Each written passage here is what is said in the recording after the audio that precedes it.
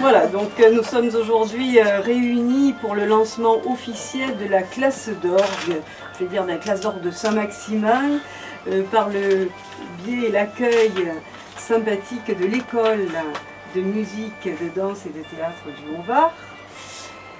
Maurice Lequin, son directeur, Monsieur Bouillet qui s'excuse, qui n'est pas avec nous, qui est son président.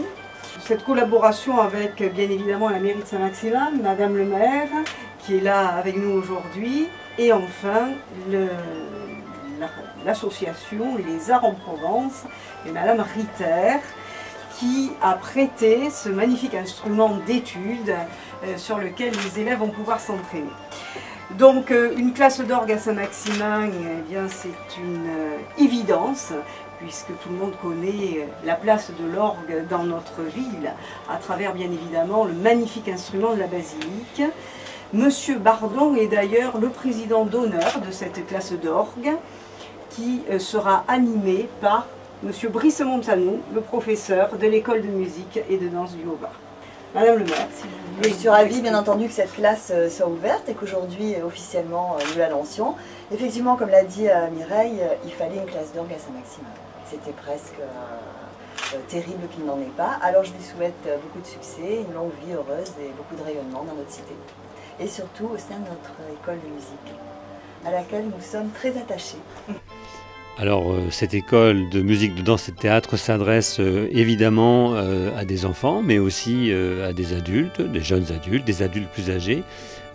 Comme on le disait précédemment, c'est un lieu de ressources où la pratique collective et la pédagogie de groupe trouvent tout son sens et toute sa place. Alors les élèves s'inscrivent parce qu'ils ont envie de pratiquer soit un style de musique particulier, soit de jouer d'un instrument particulier. Alors le goût pour un instrument est toujours difficile à déterminer et on ne sait pas toujours pourquoi un enfant choisit tel ou tel instrument. Souvent c'est par un goût particulier par rapport au son de l'instrument ou quelquefois par rapport au répertoire qu'il permet d'aborder.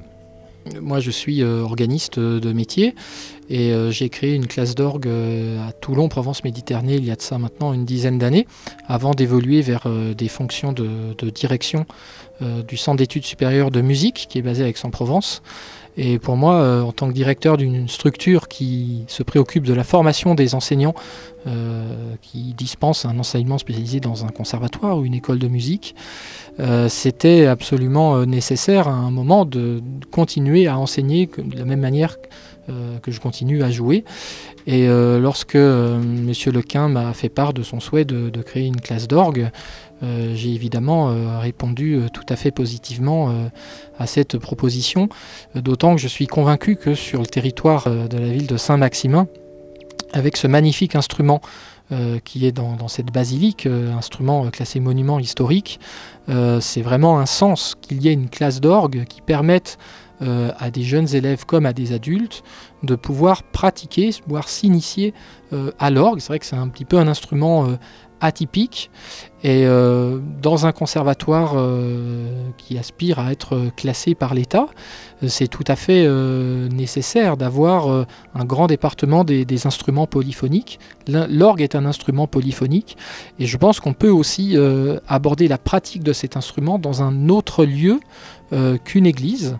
Et c'est pourquoi le fait d'avoir un instrument de travail prêté par l'association que préside Madame Ritter, qui est un instrument mécanique, permet vraiment de prendre du goût et de comprendre en quoi le son de l'orgue est vraiment ce qui donne la motivation première à un organiste pour faire de cet instrument, pour pratiquer cet instrument et l'apprentissage. C'est le son qui est le plus important.